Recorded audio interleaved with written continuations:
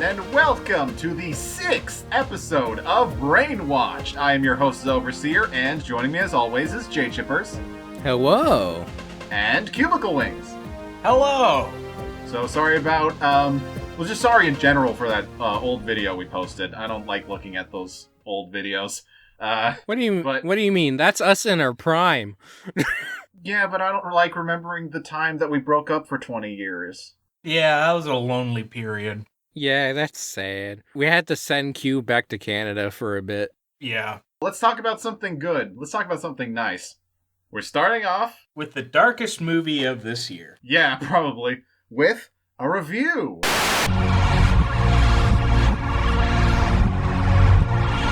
Today, we are reviewing a movie that we've talked about a lot on this podcast before. A movie we talked about on the very first episode, The Batman. The Batman. The new DC superhero movie, directed by Matt Reeves, starring Robert Pattinson. Of course it's good! Like, what do you think we were gonna say? It was great! Why are we even doing this review? Of course it's good! It was a good movie. I've already seen it twice. Should I just say that I haven't seen it? Yeah, JChip hasn't seen it. I'm going to try to keep and spoilers we all to a judge minimum. Him. I'm gonna keep spoilers to a minimum. Cube, you can do whatever you want. I'm the kind of person that doesn't give a shit about spoilers when it comes to certain movies. Marvel is the only one I give a shit about. And since nothing has been done as good as Endgame, I don't give a shit anymore. Well, so I guess spoiler warning-ish? We'll see what happens. Ish? We'll see where this discussion goes. So, all right. I can talk about Batman because it's Batman. Right, yeah. Right. The thing I like about it, it literally was a Batman movie. He was Batman for about 90% of it. He barely got into his Bruce Wayne persona, and I like that. He only jumped into Bruce Wayne for like a couple scenes, but most of the time, like even when he was out of the suit, he was out of the suit still acting like Batman. Where is this in the timeline again? This is like 2 years into being Batman or something like that? Yeah, 2 about years. that. So like he's still not trusted by the GCPD at all, but he's become very buddy-buddy with Gordon. Yeah, it makes for an interesting dynamic with the relationship, because Gordon's constantly between trusting the Batman and not trusting his fellow cops, but still respecting the law. But he's not always like, damn it, Batman, you can't do this. That's against the law. I still say my favorite portrayal of Gordon is in the Harley Quinn show. I actually haven't seen the Harley Quinn show. Still need to watch it! Yes, you do! It's so good, dude! I'm sorry! We don't have HBO Max in Canada. Okay, so there is something... I wanted to start this review by saying, both times that we talked about this movie, talked about the trailers on this podcast, I kept saying that I was super excited for it because Matt Reeves is directing it. And every time I brought that up, I always brought up the same thing. The Planet of the Apes trilogy. I'll say this. I don't think this is as good as any of the Planet of the Apes films. It's still a good movie, but I do have problems with it. So yeah. I guess in a weird way, I don't want to use this word, but I guess I was disappointed by the Batman. It just didn't live to your expectations. And that's fair. Right. I mean, I was so hyped for this movie, and yes, it is very good. Like, the Riddler? I mean, it's hard to top the Dark Knight's Joker, but he is up there, man. Came pretty close. Like, he kind of put me on edge a little bit. He is creepy, he's scary, he is kind of like the Joker in a way, like, you never know what he's going to do next. Yeah. Like, he is unpredictable as hell. He has one of my favorite... it was in the trailers. A funeral gets interrupted by a guy in a car, and he walks out of the car, and he's got a bomb strapped to his chest. That leads to one of my... Cube, you know what I'm talking about. The three riddles. I know what you're talking about. That was such a good scene. That was so tense. That the Riddler was so good in that. The acting was incredible for that scene. I love that scene so much. It's eerie because, like, he's unhinged enough to the point where it's almost real life believable. Yes. Like the Joker's really over the top. He's a bit more like subdued from the Joker, but I think that just makes him like scarier. The biggest comparison I'd say, like, if you look at Heath Ledger's Joker, he's insane, but he's got such a dramatic on-screen appearance. Like, it's definitely very fantasized, like, how insane he is. The way the Riddler is insane, it feels like he really does feel like he could be an actual insane person. Yeah. Have you guys seen anything from the series Gotham? Yeah. Oh, I watched all of Gotham. So you saw how they portrayed Riddler as, you know, his alter ego, Edward Nygma. I like that version of Riddler. Yeah. It's really hard to compare the two, though, because they're such drastically different performances. And yeah, this is different from any Riddler I think we've ever seen, even in the comics. It ain't Jim Carrey Riddler. The one thing, I'm going to go into a pretty heavy spoiler bit. One other villain that was kind of a little bit of a surprise at the end is they had the Joker appear. And, no, it was the Joker. No, it's just I really, really hated that scene, but go ahead. Well, I mean, yeah, it felt very shoehorned in, but, like, it shows that they were planning on Joker being in there.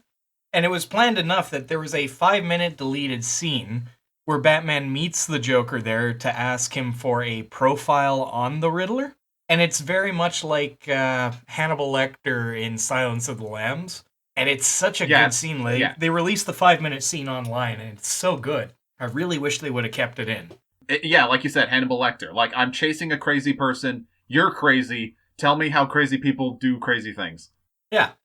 And I like it because it's a different portrayal of the Joker. He's looked down as, like, he's already in prison. He's not as dangerous anymore, but Batman's still making use of him. Yeah, he's like a passive observer. Also, like, too, they kind of hint that he's going to escape in that deleted scene because the file that he gives him has a paperclip on it initially, and then when he hands it back, no paperclip.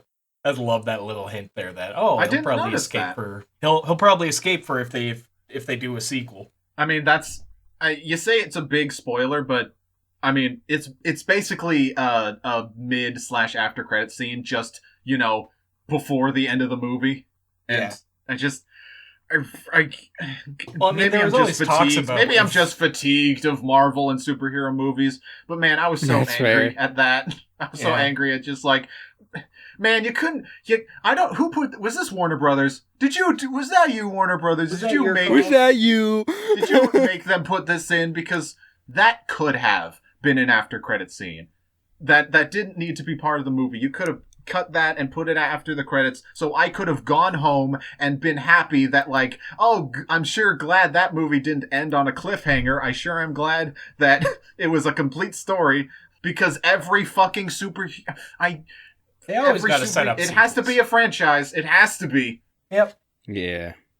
I don't know. It just made me angry. Also, remember when I talked about the last time we talked about the Batman, how like all these movies with the and them either follow you know, the DC or superhero universe standard, or they just do their own thing. Mm-hmm. Where does this lie?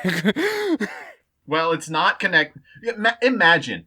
This is not what happens. They got a different actor, but imagine if the end of the movie Joker was Walking Phoenix. Yeah. God. Fucking. That would have been pretty good. Actually, just recalled there's one funny little detail I noticed on my second viewing. So when Falcone is shot in front of the Iceberg Lounge. Another scene that I love. Yeah. But, like, Riddler was always across the street. There's a shot closer at the beginning of the movie where they do an establishing shot of the Iceberg Lounge, and you can actually see Riddler across the street in his apartment. Really? I was looking for that because, like, hey, he should be... Oh, that's him standing right there. Yo, that's amazing attention to detail. The first viewing, didn't even notice it because you're not thinking, he's just going to be casually standing in his apartment. Nope, that's him. Looking down on the Iceberg Lounge. That's amazing. So placement. you could have really actually cool. caught that he was right there before the actual scene happened. That's such good detail. Yeah. I brought up this concern when we talked about the trailers that I didn't want this movie to be overcrowded with villains. You know, have too many of them, have too much stuff going on. I'll say, even with all the villains, because like Carmine Falcone is in this movie, there are 4 villains: Catwoman, Penguin, Riddler. It doesn't feel crowded at all. Joker. 5. Jesus. It doesn't feel crowded. Like, everybody has a part to play and nobody overstays their welcome. Nobody, like, takes too much time away from the main story. Everyone has their deserved screen time. Yes. Which is good. Also, too, that moment where I thought they killed Alfred, like... Ooh, yeah. I was, like, almost getting up from my seat. Is like, you gave us a great Alfred, and you motherfuckers are offing him in the first movie! Alfred is so good in this! He was good. I love every conversation he and Batman have. Alfred has my favorite line in this movie, and it's a line that I love, because I tend to love lines that, like, make the audience think. At some point in this movie, Batman is like, he just found out that his father, the one who he's idolized his whole life, and the one guy whose death inspired him to take up vigilantism, the guy who, like, he's trying to avenge, his father had an innocent reporter killed because that reporter had dirt on the Waynes that would have, like, ruined their career. So he had that reporter killed. And when Batman finds that out, it crushes him. He just feels like his whole world is shattered. He's just like, I can't believe my father was such a horrible man. And Alfred's like, your father was not a horrible man. Your father was amazing. He loved you so much. And he has one of my favorite line in the movie where he says, I'm paraphrasing, this might be incorrect, but he says, if it meant protecting your family, you'd have anyone killed. I love that line so much. Because, he's right. He's right. The thing is that Thomas Wayne didn't want to have the reporter killed. He went to Falcone initially to ask him to put the fear of God in him. And Falcone ended up killing the reporter there, wanting to have dirt on him. I was like, oh, Mr. Wayne told me to kill this reporter. But I think the thing that ended up causing the death of the Waynes was he told Falcone that, hey, I'm going to go to the police tomorrow there and I'm going to tell them what you did. And Falcone ended up killing the Waynes for that. So I'm a guy. It's just a personal taste thing, but I'm a guy who doesn't like the Waynes' deaths being, like, part of a big conspiracy. I like the idea that the Waynes were just killed by some random mugger because Gotham is a shitty place. Well, heck, I remember some of the theories you were bringing up. Is like, oh, when he's going up the chute there's people that look like they're wearing masks. Sure, but it was really just weird shot in the trailer. Yeah, it was just a bunch of fucking teenagers in the movie. That when Batman punches that gun, he's like, I'm vengeance. That's not a group of, like, it's just a group of kids. Yeah. Batman beats up kids. I also love how they play the fear aspect of Batman. That beginning bit there where he's talking about how he can't be everywhere at once, but he is the shadows. Like, they start doing these cuts of criminals looking into the shadows and picturing Batman being in them. Yeah. Like, that is the perfect example of how Batman is effective. Yeah, I love that they brought up the fact that, like, the bat signal, that's not for me, that's for them. Yeah. Make criminals think twice. I mean, I do think that, like, I'm sorry, I'm sorry if I sound too complainy. I do really like this movie. It's just, I feel like the narration from Batman in that scene was not necessary. You could have just had the visuals speak for it. You didn't need Batman literally talking over, like, explaining what is happening on screen. Yeah. It's that thing that, like, that, if you guys ever saw that song on YouTube, hey, that's me, but you already know I'm gonna tell you things I could probably show. Well, the world I live in, it's the exposition. Yeah, this movie does that. So Robert Pattinson as Batman, he was great. Perfect. He's a great actor. From what I've seen, because people are already fucking uploading clips and shit, it is that, honestly, to me, this has redeemed Robert Pattinson in my mind. This has redeemed him from Twilight. Look, I haven't followed his career. I'm sure he has amazing movies since then, but, like, I just haven't followed along with it. From what I've seen with the Batman, though, he has redeemed himself ultimately from it's been Twilight. over a decade. Who even remembers Twilight anymore? I think my favorite thing is seeing somebody compare Robert Pattinson, like 2005. All the girls, oh my god, we're gonna go see Twilight. There are Robert Pattinson boy dressing up as a bat guy. All the guys, nah, that's not us. 2022, he's our man now. He was a bat boy back then. Now he's Batman. Now he's our bat. He's Bat Boy. Now he's Batman. He went from a vampire to playing a fake bat. Speaking of bat, it's just really weird that the only use, and I'm talking the only use of CGI in this movie is on a bat, like the animal, and it sticks out so bad. It's like I didn't think it was that bad. It was just, I guess it's just me. Yeah, I just don't let the visuals try to turn me off. I don't look for bad CGI. At least on the first few viewings. I don't look for bad Unless CGI it's either. so It's just the fact that it was obvious. It's just the fact that it was the only CGI in the movie that, like, it took me out of it. The only reason that you may think that that's the only CGI is because that's the only CGI that stood out to you. There are still a lot of CGI shots in that movie. That's what I was gonna say. Like, you may not even realize like there's CGI everywhere around it. The amount of stuff that's real in that movie is unbelievable. Like the Batmobile jumping through fire, all shot practically. That car chase is amazing. By the way, that was so good. That's I remember such a seeing good that car in the chase theater scene. when the car started up, and it just the roar and the build up. I had the biggest shit-eating grin on my face, and then he stalls it. Like Batman made the Batmobile an automatic. Imagine I'm just imagining a cutaway shot of him sitting in there just stalling the engine. Fuck, why did I make this automatic? What I was gonna say though is that this is just me, but my standard for CGI isn't really anything to go off of, considering I've watched Kimono Friends. I keep remembering other things. Like we haven't even talked about Catwoman yet. Yeah, I wanted to ask about that because from what I've heard, her role was kind of disappointing. Yeah, she's pretty minimal in it, but she does still play an important character. The biggest change about her is they made her Carmine Falcone's daughter. That's fucking weird. It's a little weird, but honestly, I can accept it. It worked for the movie.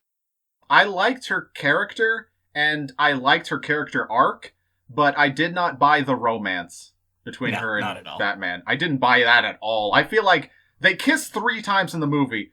I feel like, okay, they kissed twice, and then the third time they, like, almost kiss. I feel like the almost kiss is all you really needed. Mm-hmm. The dynamic with Catwoman and Batman, it's so hard to do sometimes. Like, both in the comics and in live action and movies and also the cartoon. It can go very bad or it can be, like, mid. So, I don't know. Also, this is the first time I'm ever hearing of Zeh talk about fucking romance theory. Like, oh, they should have almost kissed instead of actually Bring up the sexual tension. Have Batman beg for that pussy. Hey, it's canon. Do you guys remember when there was like this huge report, like I think it was like last year or the year before, that like people were saying like Batman can't have sex because he's the good guy. He can't eat out pussy because he's a good guy. And then fucking like puts out this picture of Batman eating out Catwoman. Yeah, I remember that. That was such a fucking Chad move, and I'm like, dude. Oh my god. Well, unfortunately, Batman doesn't eat out Catwoman in this movie. I know, wasted opportunity. Unfortunately, the movie is rated PG. Oh my god, this movie feels like an R-rated movie trapped in a PG-13 like cage, right? Could you imagine a director's cut that they make it R-rated? They're analyzing this really fucked up murder scene, and like Batman's like describing how the thumb was cut off. How the dismembered body looks and how that relates to the Riddler. And like, but you can't show us the body. They drop their one F-bomb real quick. It's like right at the start of the movie. Happy fucking Halloween. We finally got Batman to say fuck in Justice League. And now we go to this. I will fucking kill you. But I really hope they do release some like R-rated cut, because there's that one scene where he's bashing that one guy's face in at the end, and then they take the mask off and he's just kind of got a slightly bent nose. It's like, that guy's face would be smashed in. People are pulling for a director's cut or R-rated cut. I hope they do. So it'd be interesting to see what they do with that. But I assume they just want to move on to the next fucking movie. They don't want to go in a Justice League way. Yeah. Release the Reeves cut. Fuck sure. Stop, Q. Do not encourage that. I was all for the Snyder cut. I am happy that came out. But God damn it. Release the Reeves cut. No big movie can come out now without someone saying, release the blah blah blah cut. No DC movie, at least. Yeah. God, these fucking nerds ruined this shit for me. Goddamn nerds. Okay. So before we end this topic, because we need to move on, my biggest problem with the movie, I fucking hate the Riddler's fucking Twitter videos. That's not something I thought I would say about when going into this movie. I never thought I would go to see the movie, come back, do a review on the podcast, and be like, man, I really hated the Riddler's Twitter page. You know, but I actually have the opposite opinion. I thought that was great, and it worked for the movie so well because it shows the Riddler is just a regular fucking guy. He really is. And that's the terrifying part. It's like, he is just some guy on the internet. He's asking people online, like, about explosives. And it's like, it's kind of weird, sure. But it's like anybody could do that.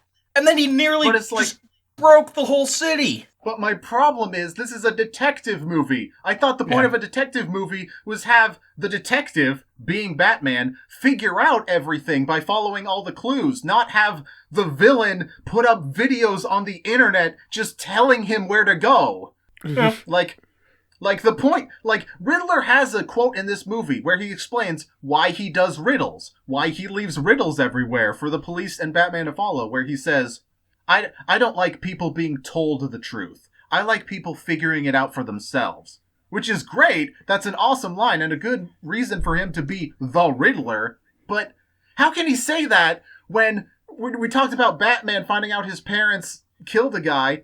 He doesn't find that out himself. The Riddler puts out a fucking video screaming like Alex fucking Jones, being like, the Waynes killed an anchorman because he had some dirt on his wife, so they killed him. It's just like, instead of having I hate that instead of having the Batman figure that out for himself, Riddler just puts out a Twitter video just telling him that. Also, the thing I actually want to ask you, Zay, do you think the Riddler actually knows that Batman is Bruce Wayne? No, I don't. Because I think he was playing with him just a little bit. He was definitely playing with him in the interview room where he's going, Bruce Wayne. Well, yeah, because he's talking about Bruce Wayne and how, like... Yeah, because he's talking about him in that scene, but I feel like he was trying to twist it in the room there just to set him off. And then it's like, last second, it was like, he's the one that we missed killing. I feel like that was his weird attempt to try to blame Batman for the crimes as well and have the GCPD, like, question him. I think he's smart enough to know who Batman is. But he's smart enough to hold that card close to his hand. Also, from what I heard and also saw people complaining about that, like, the very end of the movie, there was, like, a blip on screen, like a riddle blip. And it was to a fucking Google Drive or some shit. That website was actually teased in one of the trailers, and it did lead to a site where if you answered 3 riddles, it'd give you a promotional image of the movie.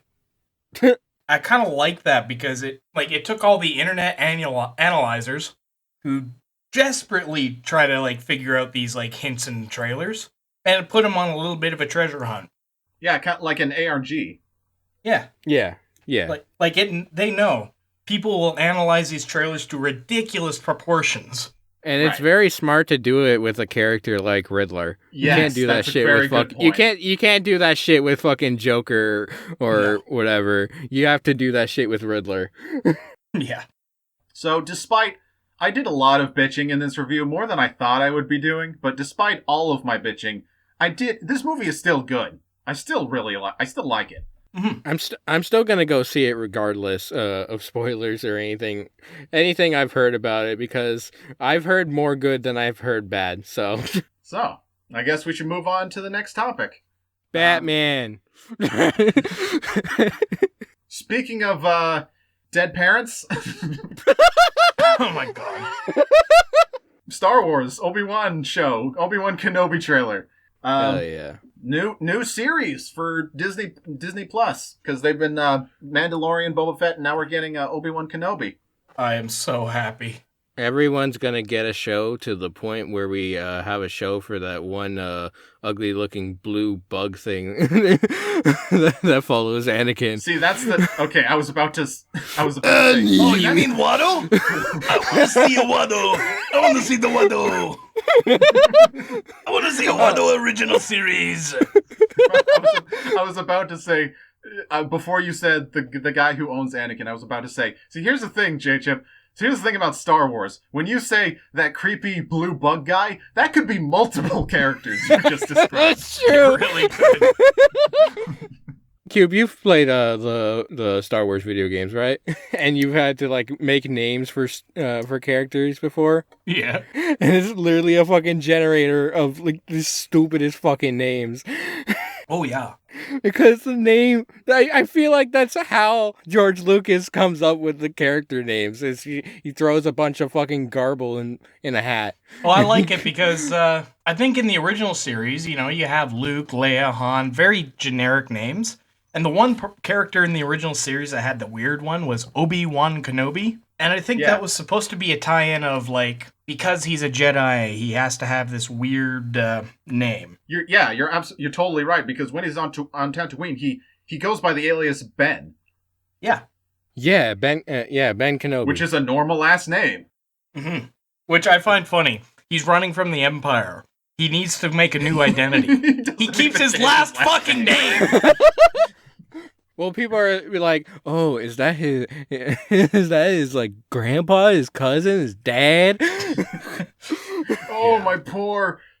He like picks up a script. Oh, my poor brother Obi-Wan died in the war. Yeah, no, I just imagine Obi-Wan sitting in a bar every weekend, and he's just making new stories about his long lost brother, cousin, uncle. Obi-Wan Kenobi.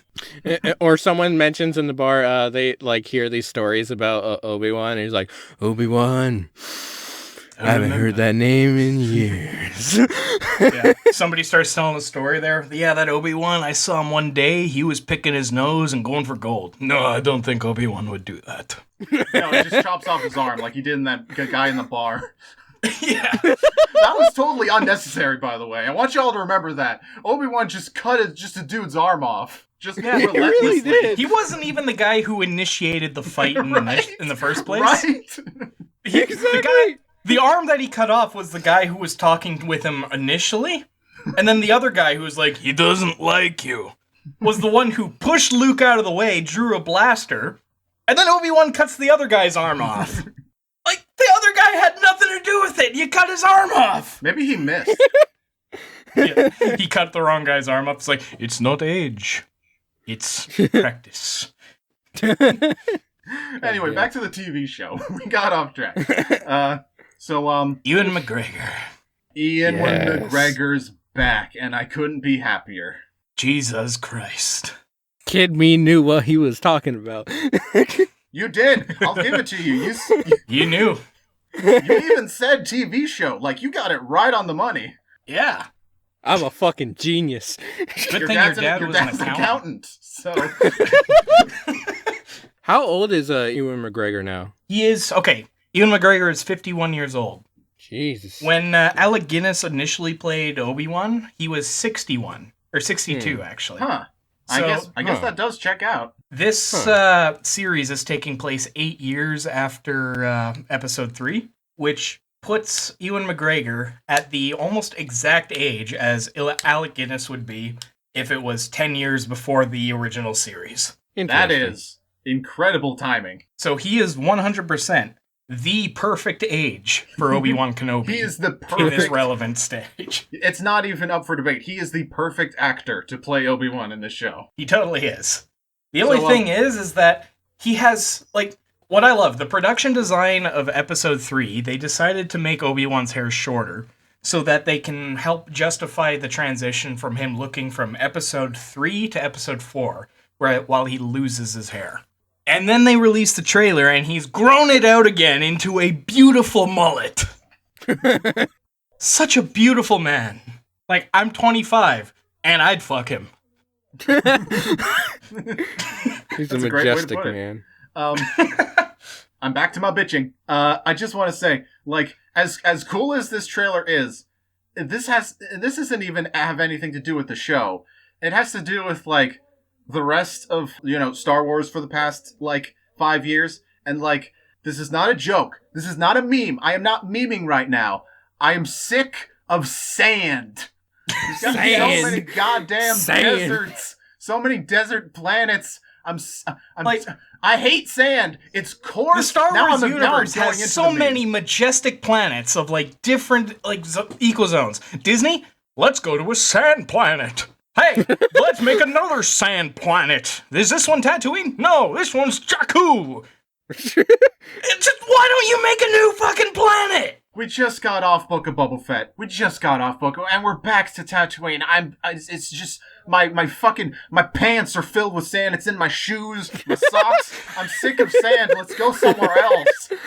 The good news, though, that I do hear is that they will be taking the show off planet. It's not all going to be on Tatooine.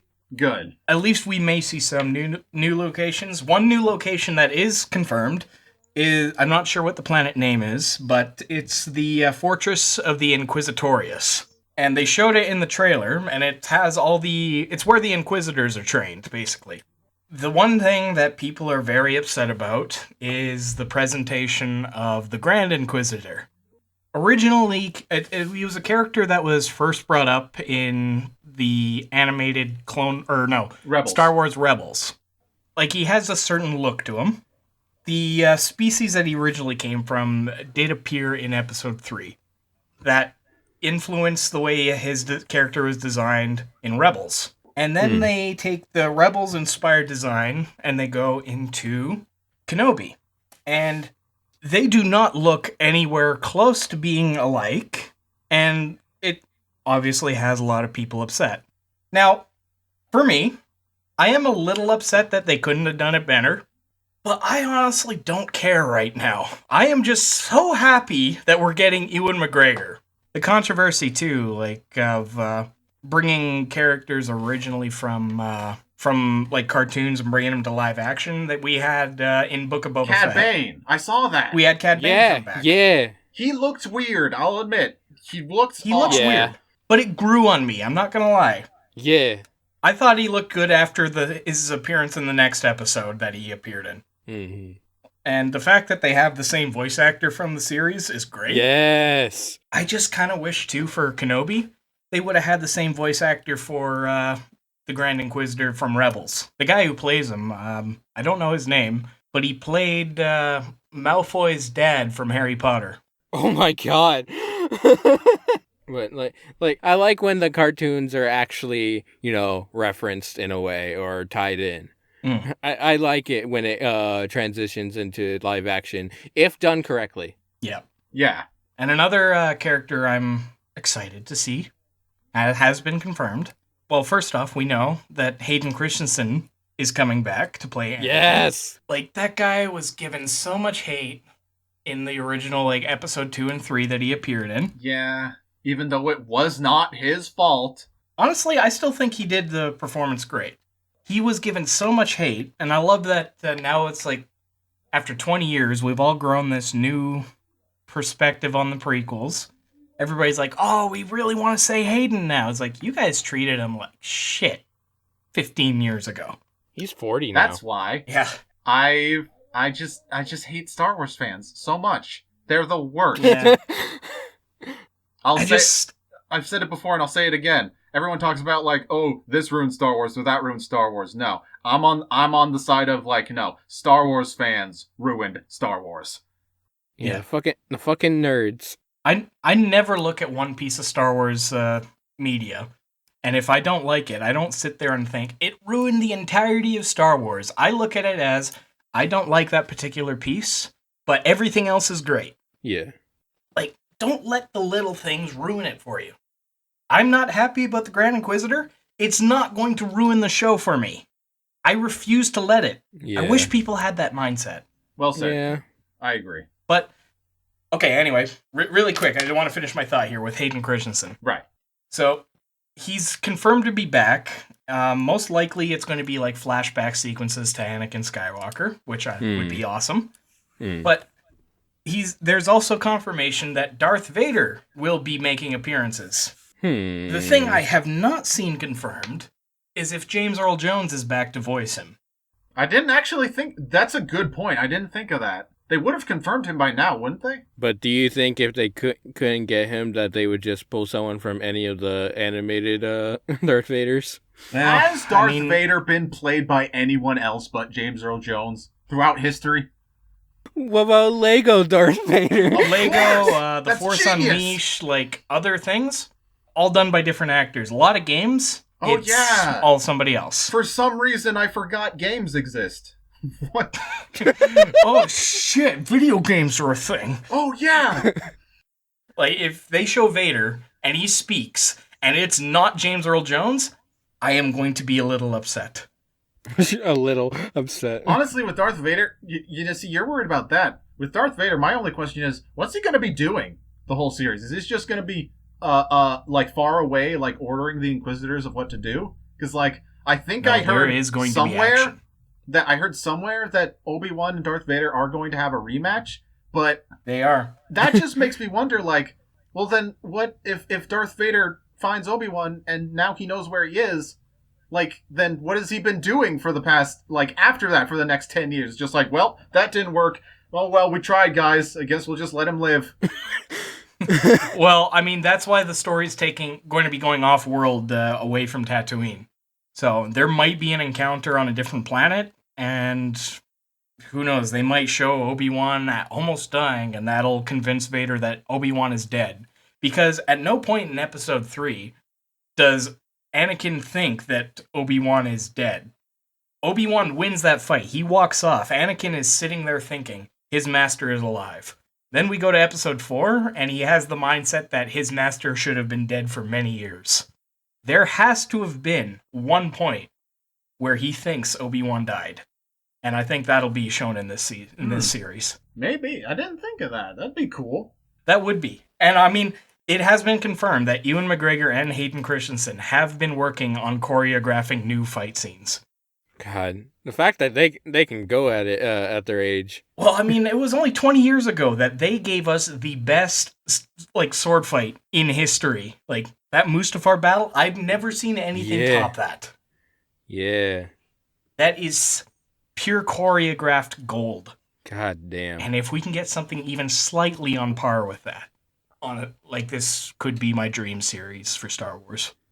I just like the way that Disney is going with, like, these live action series. Like, obviously everyone's opinions on Star Wars in general is soured after the latest After the past trilogy. 30 years. Yeah. Well, yes, but like more recent with the latest trilogy. Yeah. And these live action are really even like cartoons. Like because when the final season for the Clone Wars came out, everyone fucking Jesus Christ. That is my favorite season. It is amazing.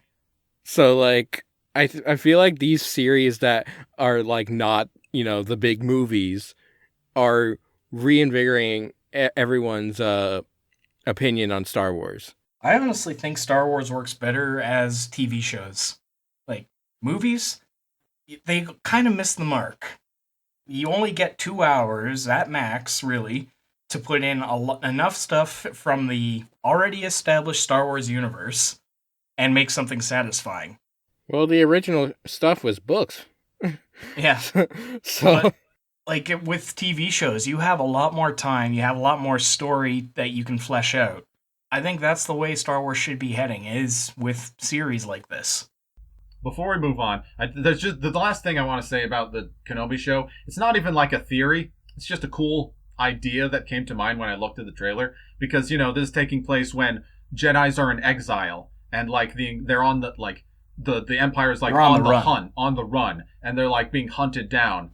And we see in the trailer, there's a shot, I think this is what it is, of somebody hanging, like, from the gallows on Tatooine. oh, Jesus Christ. And I'm thinking, like, I don't know if this is, like, what's happening, if this is, like, a witch hunt, but with Jedi, but, like, oh my god, I want that. The Salem witch trials, but for Jedi? Why? That should be a show. Well, I think that's what the Inquisitors are. They go out and they try to find Jedi. Well, yeah, I know that. I know they're being hunted by the Inquisitors, but I'm thinking, like literally, fucking like, Salem we witch. need to, like, Salem witch trials. Yeah, like a town, just a whole planet getting paranoid, like, there's a Jedi here. We need to find him. We need darker Star Wars. Yes. Like, sure, Star Wars is meant for kids, but I think the kids have grown up a bit. We can put some dark stuff in there. Mm-hmm. And also, it's a franchise. It's a whole fucking universe. Have some stuff for the adults and have some stuff for kids. We shouldn't look at Star Wars as it being a franchise. We should look at it as more as a different fantasy setting that we can put different kinds of stories into. The dark side of the franchise. Dark side. But anyways, I feel like the Kenobi show is gonna be really good. It's gonna slap. Speaking of a slapping. Thank you, JChip. That was really, I love that. Thank you. All right, so I guess we're talking about this. Yeah. That's my introduction to this topic. So, if we have to, I mean, there is stuff to say because, like, and honestly, this is just all over the news. Like, I was shocked to how big this news story got. So, dude, it's still fucking going on. People won't shut the fuck up about it. So, at the Oscars, Chris Rock was giving out the award for Best Documentary, I believe. Chris Rock was doing the usual, Oscar host stand-up routine, and he made a joke about Will Smith's wife, and Will Smith walked up on stage, slapped him in the face, walked back down, and then screamed twice at the top of his lungs, "Keep my wife's name out your fucking mouth." And that slap, that 1 second fucking impact of hand and face, like, created a fucking big bang created a whole universe of fucking controversies and news stories where just, like, I did not think, I was, you might be thinking, like, oh, it's just celebrities doing crazy celebrities do crazy shit. Yeah, what else is new? But, like, this one event has caused, like, the fallout, the domino effect from this event. It's something that I did not see coming at all. Movies have been delayed. Movies have been canceled. People are, like, retiring and quitting Hollywood because they're just like, yeah, fuck this industry after what happened. Fucking Will Smith has not allowed to come back to the Oscars again, apparently. Fucking Hollywood has been split in two, with celebrities being on either Team Chris Rock or Team Will Smith, and now we've got celebrities reacting to other celebrities, reacting to their takes on the situation. This whole thing is just a fucking mess. Obviously, this should have happened backstage. If Will was so upset, it should have happened backstage, and he knows that. he knows that what he did was wrong. He apologized on the night. The reality of it is that it went down. It should have been dealt with better, but it went down, and both sides had said their what they needed to say, and that's all there is to it on their side. The fucking media, the internet, has destroyed this entire situation. Will Smith is getting blacklisted. It's fucking ruined. It's ruined both of their careers going forward because people have to take a fucking side. instead of having a neutral ground or like realizing the reality of it that I stated earlier, that like both sides are pretty much done with it. They apologized. They're not pressing charges. It's dealt and done with. It's the media that's dealing with it now, and It's they're the court ruining of public opinion. Yep, they're ruining their fucking careers, and and it just fucking sucks. And then the internet. Oh my god, the internet. How the fast internet's gonna the internet do got what the to internet's memeing it. gonna do. Well, I don't care if they fucking meme it. It's just how, like, distasteful some of them are because they have to take a side. Can I just say really quick, 5 hours, just 5 hours after this slap happened, somebody had already made a Bully Maguire edit. Honestly, that one's fucking hilarious. Like, 5 hours! Like, the thing was just uploaded. And some guys saw that and went, I'm making a fucking Bully Maguire edit. I'm gonna put some dirt in your eye. Put some dirt in your eye. Like, holy shit, that was quick. I would have to say that I am against Will Smith on this one, simply because, like, dude, you are one of the most famous celebrities in the world. You've been in this industry for decades. Like, have some self-control. Like, at no point, I get it if you're mad. I totally understand being really pissed off and, like, wanting to slap somebody. I get it. But at some point, I'm thinking, like, does Will Smith need to go to anger management after this or something? Because in the time it took him to walk on stage, slap Chris Rock, walk back to his seat, sit down, and scream twice, in all that time, his, like, common sense didn't kick in to be like, dude, we're on live TV. Yeah. Dude, I feel so bad for the production team that had to fucking censor and get rid of a bunch of shit.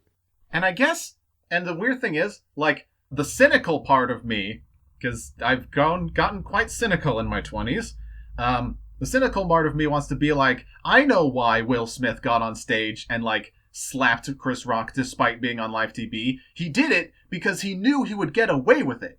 Because he was just like, I'm Will Smith. Everyone knows my name. I can do whatever I want. I'll be fine. Yeah, that is the thing, is that, like, he's such a celebrity now that, like, he didn't think much of it, but, like, in reality, shit was gonna go down no matter who you are. I think it was a blown fuse, honestly. You can see at first he did laugh, but, like, then he saw, like, his wife concerned, and he's like, oh, shit, I gotta go take care of this. Yeah. But where he went wrong with it, and where everyone's fucking clowning on him for it now, is that he didn't handle it backstage. Or he didn't, like, shoot them a message or call later. Like, he could have done that. So it's just a mistake he made. He just made a mistake, and the fucking media is going all over it, making it, oh, he's a fucking angry black man. He's a menace to society. He wants to take all this attention for himself. Like, fuck off. Yeah, fuck those people. I do feel bad for him, though, a little bit, because, like, I think that was Will Smith's first Oscar win. Yeah, that's what makes the situation so fucking horrible. Nobody is ever going to remember that Oscar night for his win. It's always going to be about the slap. Exactly. Like, you remember when... everyone remembers, like, when Leonardo DiCaprio finally got his fucking Oscar, and it was for this movie that's good, but, like, he sure has gotten it, like, years before. But everyone, like, praised him and everything. He finally got his Oscar. No one's gonna remember Will Smith getting his first Oscar. No. Honestly, he should have gotten so many way before this year. But, like, no one's gonna remember it now because of his actions. And he knows that. He apologized for it. Yeah. God damn. The thing, too, is that the joke wasn't really all that bad. It wasn't even a funny joke. Like, it's a dumb joke. It wasn't even a very good joke. Like, the fact that, like, what is her... Like, she has a condition where she can't grow hair. I don't know the name, but... Yeah, alopecia. It's a medical condition, and he joked about it, and I mean, the joke literally was just like, "Hey, Jada, G.I. Jane 2, looking forward to seeing it." Like, I mean, honestly, the joke could have been worse. Like, what could have been worse is he goes on stage, "Ha ha, Jada, you're losing your hair." Ha ha ha ha. Or he could have like related her to a fucking like cancer patient, and like. Yeah. Honestly, the thing is that if Jada is going through this stuff, like, I mean, she's gotten her own style at this point. Like, she's shaved her head. She looks great. But, like, she's showing that, like, she's proud of, like, where she's at. Like, she's not putting a wig on or, like, she's blatantly showing it out in public. Like, I mean, honestly, if she can't take a joke about hair, like, about her condition alopecia, it's hair loss. I'm sorry, that was a bad joke. God. Shut the fuck up. Sorry, I've been thinking about that joke all week. I'll admit, it's better than Chris Rock's. It is. Yeah. I'll give you that. If she can't take a joke about alopecia, it's hair loss. But I also do think like it's kind of like people like, oh, I look great today, and then like, oh, I don't look great today. It could be like that. Like she could have like some mental shit going on. Like I don't know. And also, I assume she knows Chris Rock on the same level as Will does. Yeah. That she can just talk to him backstage, or have a call or text or whatever. Yeah. So, but it's whatever. It fucking happened, and it fucking sucks. The media and internet fucking ruined it, and made it a huge fucking issue that it's not. And we need the fucking industry to stop blacklisting people over this kind of shit. It's not necessary. It's stupid. And Chris, both of them deserve to have a career. Yeah. Honestly, Chris Rock's like comedy routines, he's said some very closely like politically like offensive stuff. His career should not be ended over a G.I. Jane joke. I think the worst thing I've ever seen in my entire life, maybe my entire life, definitely all year, was fucking O.J. Simpson reacting to this news, being like, fuck! I totally... No, wait till you hear what he said. He was just like, no, I totally get it, Will Smith. Sometimes you get really mad and you just gotta... Oh my fucking god. Oh my god, no. I fucking hate OJ so fucking Sometimes bad. You get angry and you just go, it's the worst thing I've ever seen. Oh my fucking god. Hey, if the gloves don't fit. Jesus Christ, dude. That's like not the person you want to have your back. I don't think you want Bill Cosby with you on your back either. He's like, I would have done it too. I would have done it too. Nah, I would have slipped something in his drink first. Yeah, you don't want Bill Cosby on your back, both figuratively and literally. Oh god. You guys want to talk about Pokemon? Yeah, hell yeah. Speaking of capturing people and bringing them back. Jesus Christ! Jesus Christ! Holy shit, dude! This is gonna be the last episode of Brainwatch. I'm planning on getting us canceled. Well, you're doing a hashtag cancel BridgeBrains. Oh man. God damn. Hey, guys, guess what? Generation 9! Yay! Cube doesn't give a shit because he doesn't play Pokemon. I'm gonna talk about Halo. Okay, let's move on, guys. Good. For a second, that's how I feel. That's how I feel about Paramount. Hey, it was on our list. We had to do a review. I did the review. Let's move on. Yeah, we had a list of like Halo TV show, but we're running out of time. This is a long podcast. This is the review.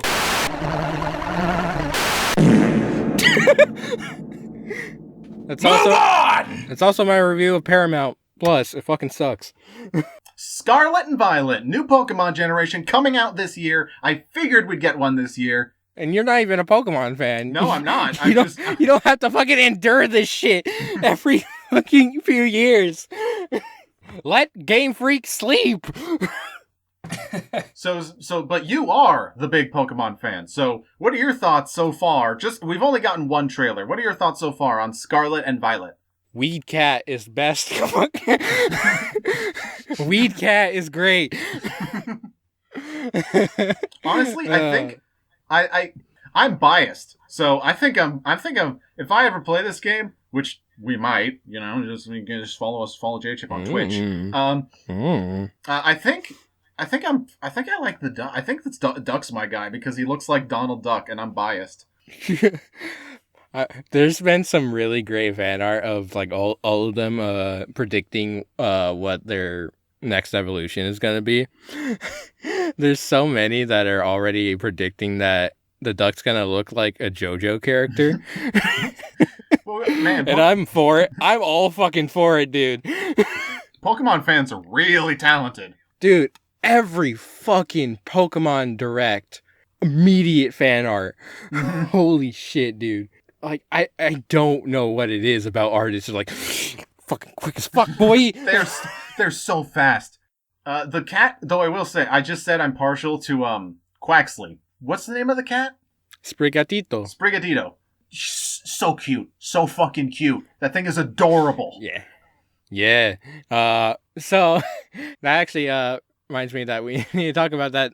This takes place in Latin culture. Yep.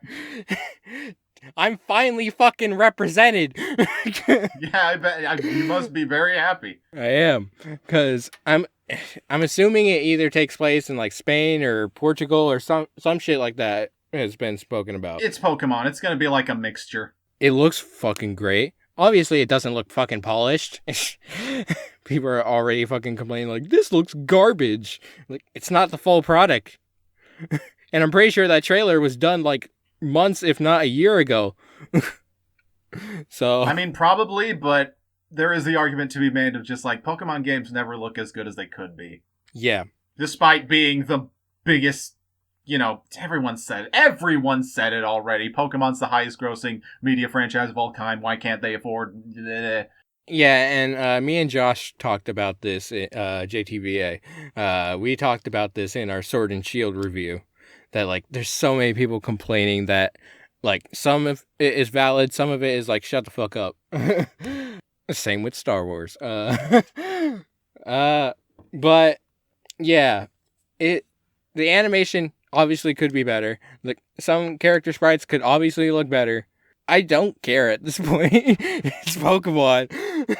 It has a certain style to it that I just do not give a shit. I don't want things to look super hyper realistic. I don't want it to look like Bloodborne. That's what people don't understand. Like, this isn't going to be a fucking Bloodborne type game. It's the Dead Soul or Dark Souls of Pokemon. If anything's like that, it's fucking Arceus. Holy shit, dude. There's a roll button in Arceus, so... There is! There's your comparison right there. I think everyone's kind of like mixed, though, like going into this, though, because of Legends Arceus coming out. And Legends Arceus is, if not the best, one of the best Pokemon games ever. And it's not even fucking mainline. That is what I've heard. Like, Pokemon Arceus, the main thing I've heard is that it streamlines so much that, like, everything that used to take multiple, like, button presses in the old games takes like one. Yeah. But that's the thing. Arceus is a spin-off. It's an open world game. These Pokemon games, though they are opening up to doing more, like, open world bits. Yeah, this one is open world. They say it on the Pokemon website. It's an open world game. I don't what that means. But I don't know though if that means if they're gonna go the Arceus route or if they're gonna go the Mario Odyssey and Kirby Forgotten Land route. Sword and Shield, it was open world. It's just there was only little sections of it that were very open. Yeah, the wild area. By the way, I've been meaning to ask you: has your opinion changed of Sword and Shield since you did that review? It's a game that I haven't picked back up, if that means anything. But I still really do respect it. And it did a lot of things that influenced what Arceus is now. And what Pokemon Scarlet and Violet is going to be. So I respect it. It's set up a lot. I've just recently... It set up a lot of things for what Scarlet and Violet are going to be. I mean, I just recently been getting into Pokemon, so like, when I get a Switch, which I definitely plan on doing, maybe I'll pick it up. Maybe. If it looks fun enough and it catches my eye, I might pick it up. But it's gonna not be anything like the remasters or like the mainline games before it. It's gonna have some things changed, as every Pokemon game does. Yeah. People are wanting Mega Evolution back so badly, and I'm just like, Mega Evolution fucking broke the game. Are you kidding me? Also, Fuecoco looks fucking stupid.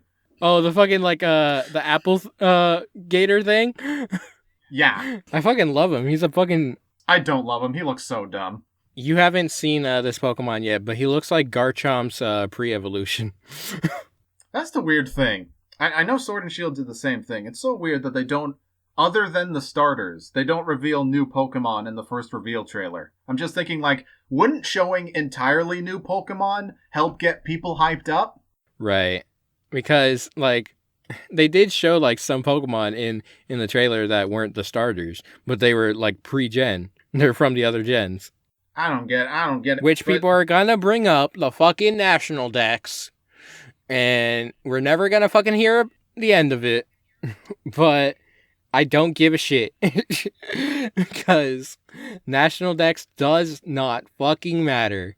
That's not what got me into Pokemon. It was about catching what's there and having a great experience working with what I've got. Shit, do I like all the Pokemon in fucking Diamond Pearl? I don't fucking like all of the Pokemon in Diamond Pearl. I do like what they're doing with the names of the colors, by the way. It's Scarlet and Violet. They're going back to, like, colors instead of, like, you know, moon, sun, emerald. Yeah. Look, Teddy gave me this idea, and I love it so much. I'm still holding out for Pokemon Spaghetti and Meatballs. And also, give us Pokemon Gun! Pokemon Gun! Right? Sword and Shield never got a... We had a shield, we had a sword. Where's the most important weapon? Gun!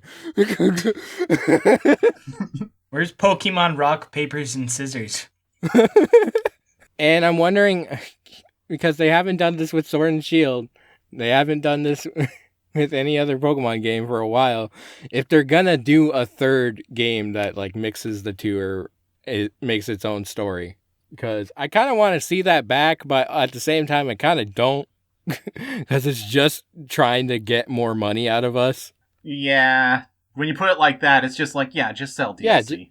Just sell. Yeah, that's what Pokemon Shield is doing right now. Pokemon Sword and Shield are doing. And it's going fine. It's not the best DLC, but it's fine. Cube, do you have any thoughts? Yes. Anyway, JChip, you were saying? I kind of get, like, people's, like, opinions on Pokemon are either, like, they're Gen 1, and I brought this term up to Zay, and he was utterly disgusted that, like, people referred to Gen 1 people as Gen 1ers. Gen 1ers. Like, GENWN, and it's Oneers. It's like the grossest word I've ever heard. It's grossly said, it's grossly spelt. For most people that say it, they do say it like a fucking slur. God damn. But, like, I understand. If you don't want to keep up with Pokemon, and you're like, there's too many Pokemon. There's, like, so much has changed since the first Pokemon games. Obviously, it's a fucking evolution game, for one. It's literally the concept of Pokemon. And two, video games just evolve over time. That's deep.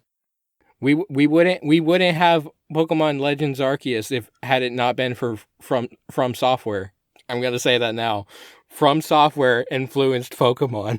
Oh yeah, we were also going to do an Elden Ring review, but none of us played it. Sorry. Nobody It's like played the it. biggest video game ever, like literally ever, and we can't review it. Well, hey, we can review Halo. God damn it. But yeah, I think it's going to be a good game so far from how it looks. And from Zay's point as a new fan of Pokemon, just based on this series that we got going on my Twitch, I think it's going to be good. I mean, we'll see. If I can get a non-Pokemon fan into it, that's a fucking win. So, I want to get Teddy. I want to get Teddy into Pokemon. She only gives a shit about interested because she likes the designs. She does, but she only gives a shit about the evolutions, and that's the only thing that matters. The evolutions. I swear to God, if we don't get a new evolution this generation, I'm gonna be mad. Eevee will never change. What type would you like? What type would you like? We haven't had dragon. We haven't had steel. I want a fucking dragon Eevee. Yeah, that'd be awesome. But I do think that's it for us today. This was a long and very fun episode of the podcast. So, I think that's it. I don't know how else to... I swear to God, the next episode won't be another, whatever the fuck the previous episode was. Yeah. Whatever the fuck we uploaded before this. We need to do it again. Next year, we'll find another VHS tape buried somewhere. I think we did one a year after that, right? I thought we did. I thought we destroyed. Right. I thought we destroyed the tape library like fucking Fahrenheit 51 style. Oh, I digitized everything. Cube's got the backup. I got the backups. Yeah, I'm sure I can dig up your 2003. Not while I'm here. You know, where was just you and JChip because our friendship ended. We kicked you out of your own house. Yeah, what the fuck? I was such a little bitch. I let my friends kick me out of my house. Yeah. This is what you get for letting a Canadian in your house. We're gonna hide your kids, hide your wife. Alright, we need to wrap this up. This is going on for a long time. Thank you all for watching, and we will see you next time on the next episode of BrainWatch. Yeah! Bye-bye! That's how you end it. Not with a... but a... Freedom and wheat. 4 Pikachus. Looks like I win. What? My Squirtle, that's your Pikachu. What are you talking about? Can a real Pokemaster get in on this game? Pokemon. A second episode next on Kids WB.